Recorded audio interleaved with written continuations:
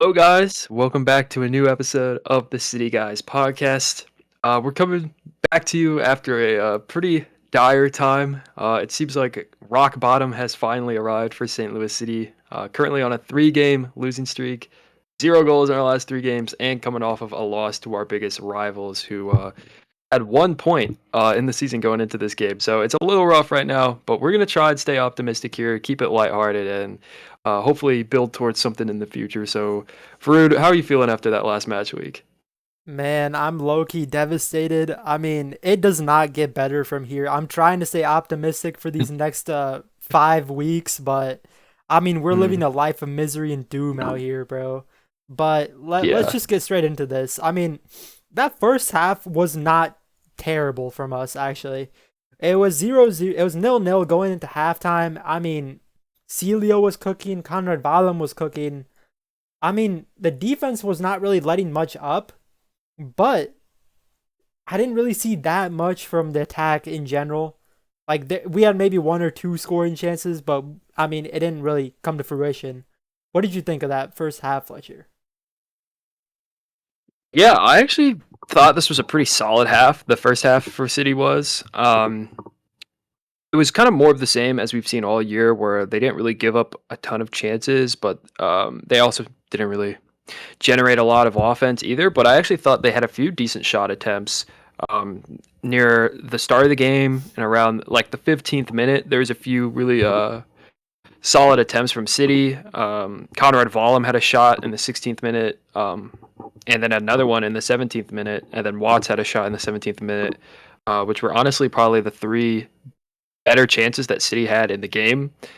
Then right before halftime, City had a few more shots. So we did generate some offense, at least in short spurts of time.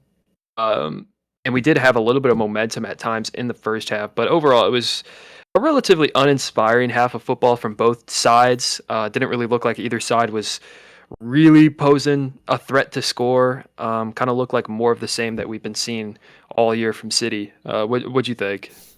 I mean, the first half was really boring, I can't lie. Like nothing Mm, really too crazy happened. But let's talk about the lineup here. I mean, this lineup was something different than what we thought. I mean, this was something that I was kind of pushing for. This kind of front three with Conrad Valem, Pompeu, and Klaus. And to be honest, I mean, I know every single week I always say that Klaus should be starting, but he didn't have the best of games here. I don't know if you'd agree no. with me. He didn't really do much in No. this game. Like, I don't think I really saw Klaus playing at all in this game, basically. Like, it kind of feel like he was ghosting. But Mm. Pompeu and Valem, I do think, is something that Melberg should really consider from now on. This front two, I mean, this kind of like winger pair with Conrad Valem and Pompeu is really good. And I mean, we didn't have Lewin again, and this was not due to red card or injury or anything. It was due to some personal issues that he got a leave accepted by the club. So he wasn't playing just because of personal reasons. So we had Alfredo Morales starting, and he had a pretty good game. I felt like him and Hartel kind Mm. of held in that midfield. They were playing pretty well.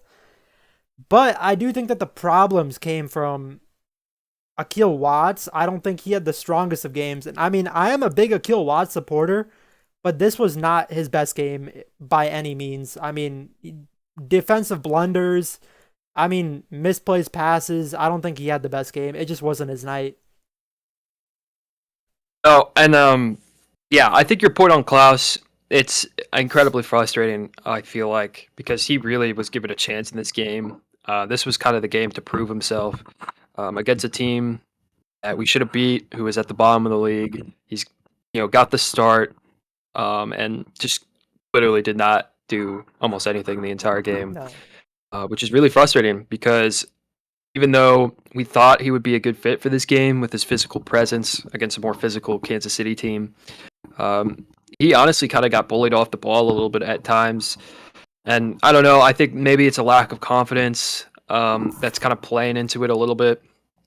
But at the end of the day, if you're not producing, like you're not producing, and like we just can't have that right now when we literally can't score a goal. Like we don't have time to kind of nurture or give playing time to a striker that's struggling as bad as Klaus is right now. And then your point on Vollum and Celio, I thought they were by far the two best players for City in this game, and I really liked the fact that they were able to create a lot of individual chances. They took on a lot of the KC players and created honestly most of the chances for City in this game. Thought like the final pass wasn't there from either of them, especially Vollum. I think he there was a few times in this game where he took on that Kansas City right back, was it? Yeah, Yeah. and kind of beat him one on one consistently, but just could not finish with the final pass in the box. It was just the quality wasn't there. But overall, I really liked what I saw from Vollum, and then Celio has just been really good this year. I think when he's come on, even though he hasn't played a ton, he's shown flashes and individual flair that has been missing from this team from anybody else, and it's so nice to see because Yeah. I it's just I don't like this like robotic park in the For bus real. defensive style that they've been playing, and it's clearly not working as we've seen over the last few games. So those two guys were kind of my bright spots going forward and from this game. And then yeah, I Watts is yeah, it was a rough game from him, but at the end of the day, I haven't really been the biggest Watts guy. I didn't Mm. really think he's good enough to be starting, to be completely honest. So I wasn't like shocked by the performance. I mean, one thing I do want to bring up here is that I do think that Kansas City coming into this game made it their mission to kind of take Klaus out of this game. Because, I Mm-hmm. mean, we know that what Klaus can do against this team here. Against Kansas City, he's a big physical guy who can body their defenders. And Kansas City limited him to 33 touches, which is extremely low out of any player who played a full 90 minutes on the field here. And I really do think that them taking Klaus out of the game kind of just took our number nine. Like, our number nine was just basically rendered useless, so we just did not have that final finishing in. And, I mean, one player that I do want to talk about is Ostrak. He came on pretty early in the game. I don't remember who got taken out. It was let's see. Oh, Nielsen. Nielsen got injured. So we Yeah. this was actually a really huge substitution here cuz this is like the first time in like forever that I've seen a defender on our team get taken out for an outfield player, for like an attacker. I mean, like Melberg does not like to do this. And I mean, I was surprised when I saw Ostrak come on, which is basically an attacking minded player. And Ostrak had himself a decent game. Like, I mean, he had like more like one of those underrated performances from our team. I really do like what Ostrak has been doing this season. He does not get that much game time, but he has been really good. But I mean, I do think that our back line was not the best today, or I mean that game. I mean, I do think I mean we do have a lot of injuries with I mean Nielsen is now out. I mean that guy cannot stay healthy. As much as I like Nielsen, he just cannot stay healthy. Giannis Horn is out. I mean, I don't know. Baumgartel just does not play. I don't understand this. So, I mean, what are your thoughts on our back line in this game? A very strong back line in the past couple of weeks, but this game, I don't know what happened. Yeah, I mean, it was definitely a struggle from the back line. I think when we got to the second half, Kansas City basically had all the momentum, and it really hurt us at times because they were putting a lot of sustained pressure on our back line. And eventually they broke through at the end of the game and got 2 goals from that. But I mean, just looking at the stats here, it was pretty even basically on most things. I mean, Yeah. possession was 52-48. XG was 1.29 for Kansas, 1.10 for City. Uh, Same amount of shots, 7 shots on target to 4 shots on target, 4 big chances for both teams. I mean, it was a pretty even game stats wise, and it wasn't like either team was like better than the other. I thought it's just that Kansas was able to finish their chances, and they created a lot more quality chances. I feel like um, all the shots because Ben Lute also had a few really good Yeah, saves. he I did. also thought he actually had a really good game Indeed. because this could have been a lot more than 2. But it's just that we don't have that quality in the final third, and not only do we not have that quality, but we're just not creating enough chances to make up for it. You either have to be a team that creates a lot of chances, so that if you're not the best at finishing them, you have a lot of wiggle room there, or you have to be a clinical finishing team, and we're like neither of them. It's like the worst of both worlds right now. Yeah. So it's kind of just a disaster. I feel like offensively. I mean, Kansas City is coming off of firing their manager of what 17 years here. I mean, Patrick Vermees has been there since like they were the Kansas City Wizards. I mean, that's a huge, Yeah. huge firing. I mean, I guess they do have that like like the interim manager boost that most teams kind of get. So I mean, going to Kansas and giving them their first win of the season is absolutely like horrendous I, from us here. This team was the only team in the MLS that had 1 point. They were the worst team in the league. And I mean, we made their center backs look like Maldini, bro. Like I don't understand like what happened here, but like their back line in general this season has been very low on chemistry. They don't really know what's going on. Players with pace can get past them with ease. I mean, they conceded what 12 goals in their was it 7 games? Past 7 games. something like that. So Yeah. they have been conceding a lot of goals, and I mean, what we came out and did this weekend was absolutely horrendous. And I know I asked you this last week if Melberg was on the hot seat here, coming off of that loss against I can't even remember it. Who did we lose to last week? Austin. Austin, yeah. So I'm gonna re-ask this question to you. Do you think Melberg is on the hot seat now? I mean, losing to the worst team in the MLS here, and we're coming up on a gauntlet of a schedule here. What do you think?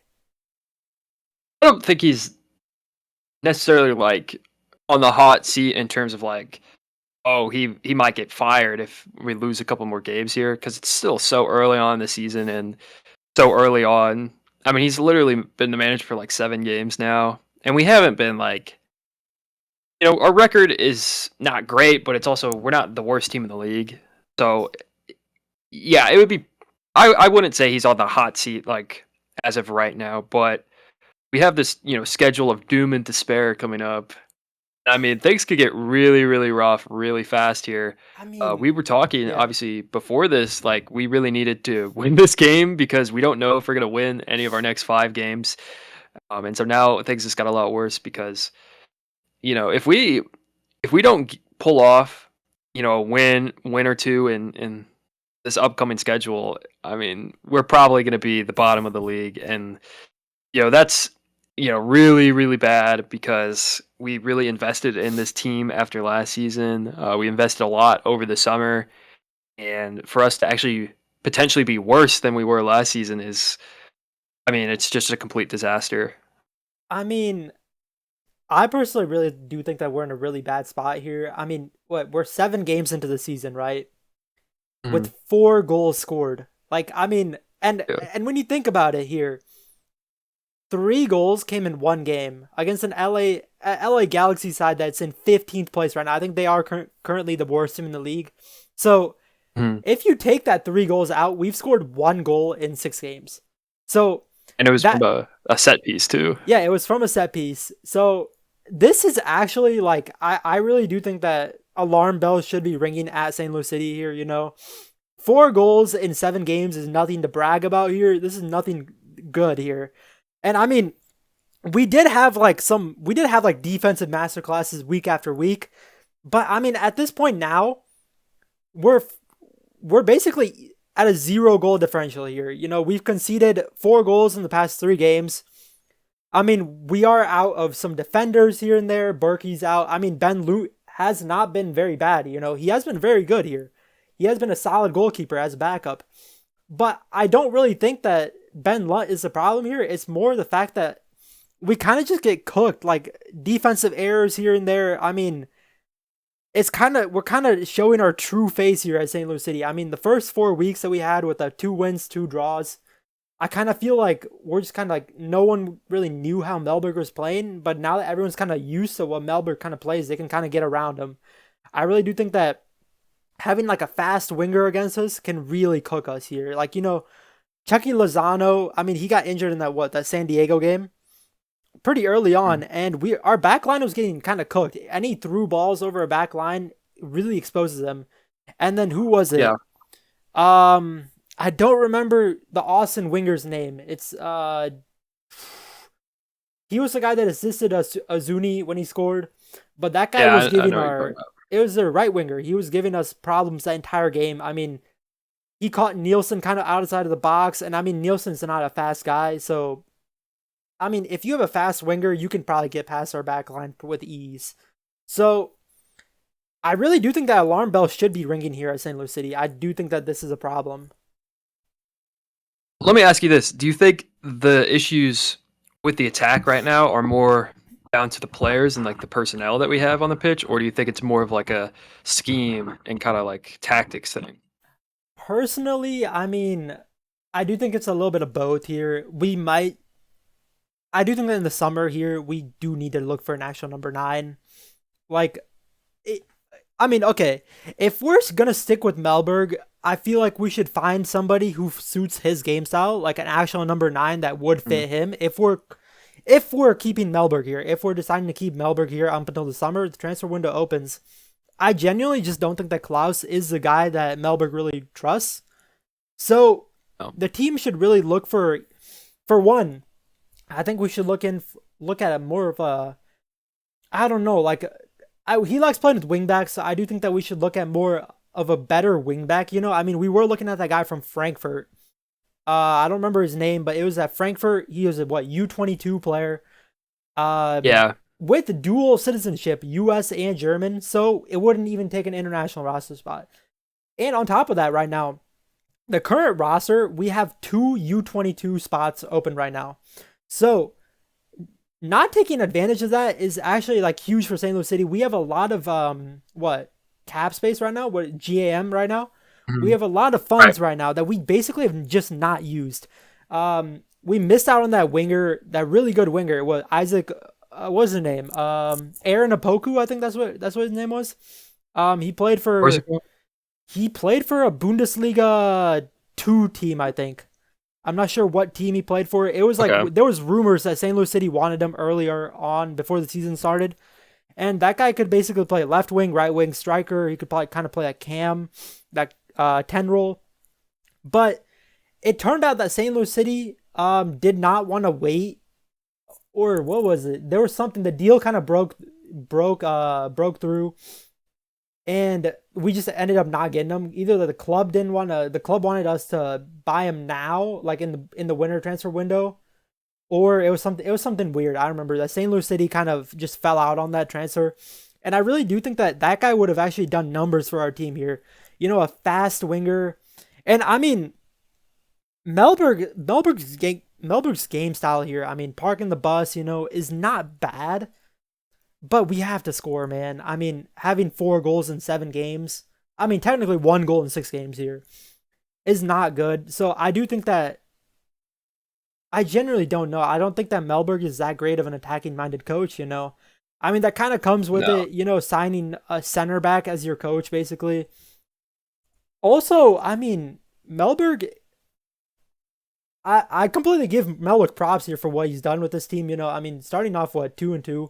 We start off pretty well, but what he did in Sweden, I mean, it's kind of like a manager that's not that well known. I mean, he took that team from, they kind of sat there with like limited funds. I don't know how to even Mhm. pronounce that team name, but they were okay. They were mediocre of a team. So, I mean, I genuinely don't know like if Melberg was the best signing. I feel like if we'd waited, we probably could have found someone else better. I don't know if you understand what I'm saying. Yeah. Yeah. No, I get that, and I feel like when they brought in Melberg, they were specifically looking for a defensive-minded coach because that had been our issues the last 2 years, Yeah.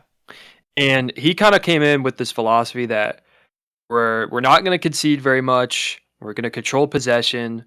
We're going to kind of dominate the game, and we might not create a ton of chances, but we'll create enough to where we'll win a lot of games. 1-0 or 2-1. Hmm. Um, but I mean, part of that has worked. I mean, the defense has been vastly improved compared to the last 2 years. We've conceded far less goals compared to the last 2 years.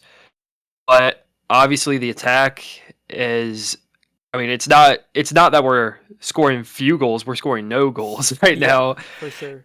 And I think too, the midfield just hasn't been as strong as we would have hoped for this year. We're not. I mean, our possession is better. Pretty much a counter-attacking only team. Like the last 2 years, we get like 30% possession a game or something crazy like that.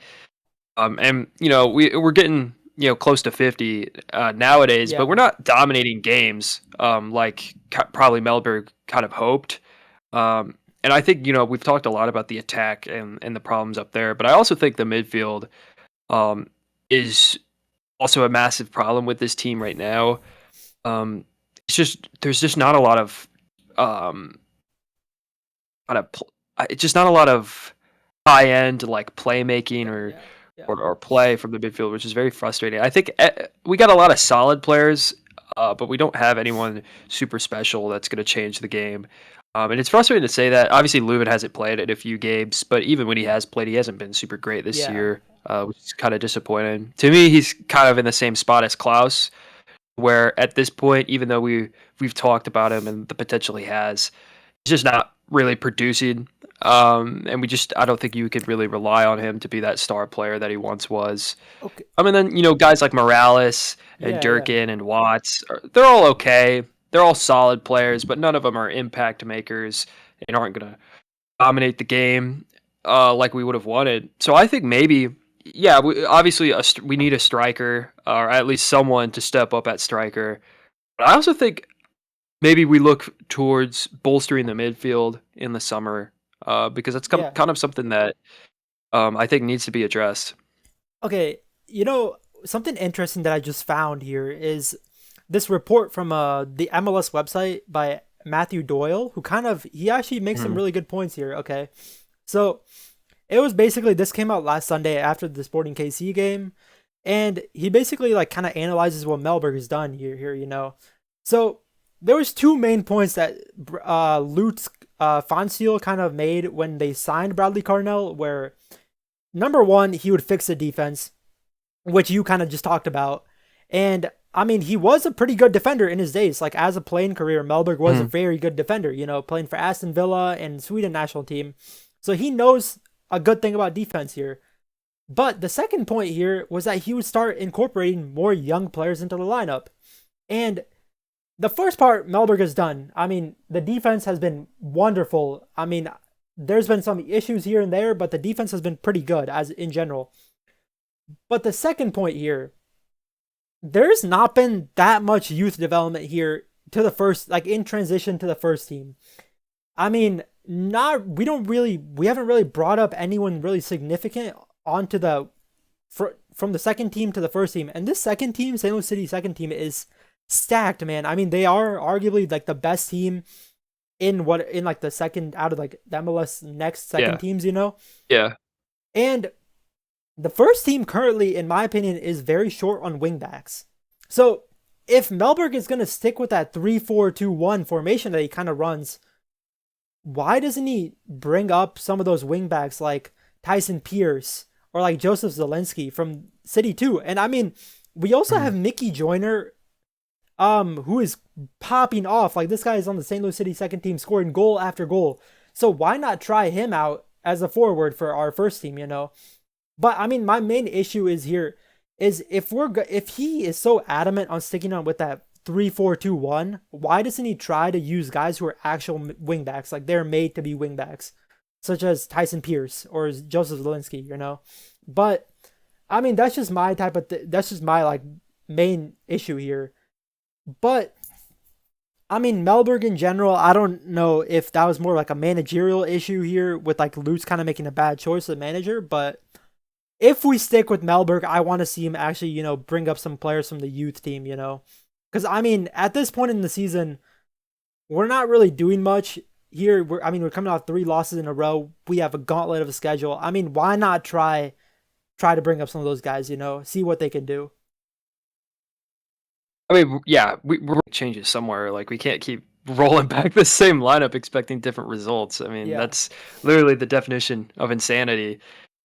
And we have such a strong youth team that we really haven't seen get a ton of minutes really in City's history. Like obviously we had Perez in that first season who played a decent amount, Yeah.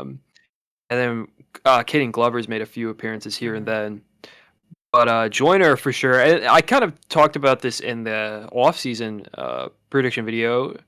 Is that my prediction was that I think Joyner is going to get like some solid minutes at some point this year and potentially even break into the first team permanently, because he's by far, in my opinion, the most talented player on City Two. For real. He's a U.S. youth national team player. Um, he's rated as one of the top prospects in MLS Next, so Mhm. it's more of a matter of when, not if, Yeah. he comes to the first team. And then yeah, guys like Tyson Pierce as well. Um, it really it can't hurt at this point. Like things can't get any worse. I feel like so we might as well try and make some changes and try and add some new variables into the equation to change the result. For sure. I mean, do you want to talk about the schedule that's coming up here? I mean, it's a pretty bad schedule here. So let's talk Yeah. about the first game. This weekend we're playing Columbus Crew, and this one is at home. I mean, hopefully we can get a win here. I mean, I'm really hoping Columbus is currently the best team in the East right now.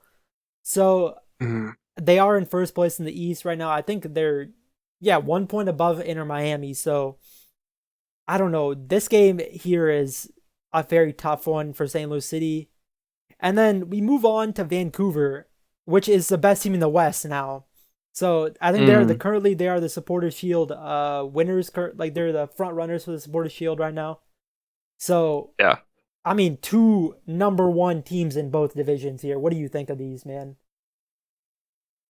Well, I mean, while we're talking about Vancouver, you got to give them some flowers for their CONCACAF Champions Cup game the other day, where they won it in that with a 93rd minute goal. Yeah, Um, they're on to the semis there. Shout out to them. I actually hope they win that. yeah, That'd be cool to see. But anyway, yeah, it's really rough. I mean, these next two games, thankfully, they are at home, so maybe we'll have a little bit better of a chance. I think if we went on the road to both these games, you might as well just write them off as losses immediately. But you never know at home. I mean, we're a much better team at home statistically, and I don't know. I hope that even if we don't win these games, I hope that we can at least create some chances and score yeah, some yeah, goals, yeah, because like putting up another donut in the score sheet is so demoralizing at this point. Like it's been so long. I mean, it's been 3 games since we've scored, 4 games since we scored a goal in open play. It's just so rough right now.